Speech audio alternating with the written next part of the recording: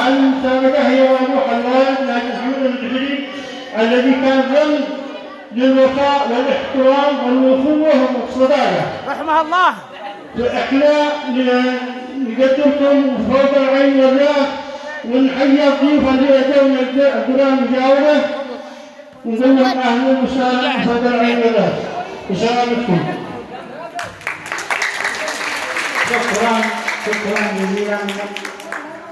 نشكرك يا رجل الخير والعطاء، فقد التمسنا عطائك في الماضي وحتى هذه المسابقة فأنت سباق في الخير والعطاء، فجزاك الله عنا ألف خير.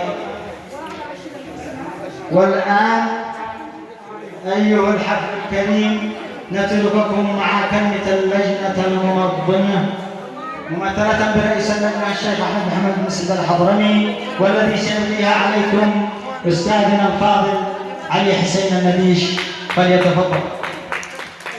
بسم الله الرحمن الرحيم. الحاضرون جميعا نرحب كل بصفته واسمه في قرية العكرة بالحفل الرمضاني للمسابقة الرمضانية الدينية الثقافية التي تقام في قرية العكرة.